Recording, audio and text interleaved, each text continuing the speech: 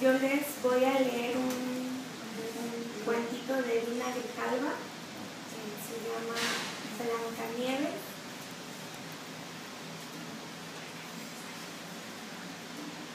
Bo chập su mặt to cho sponat. Bukahan hapuk sham nhà bèo yên nhà bèo bút chi. Ô cha hết kia sẽ dụ kia. Hati hatơi bút chúc Zamutski zuhtash ochtnin kyaji. Haja washava. Kukatumbak kyagodit. Hayu kukja mera haja hatiet. Una oknan zawinat. Amatsk yom mata. Zahen tiosh nikon hamutski katso. Kuzona haja watia. Yikshon tabish na ushukanash pao yuktbal. Petikulurkat.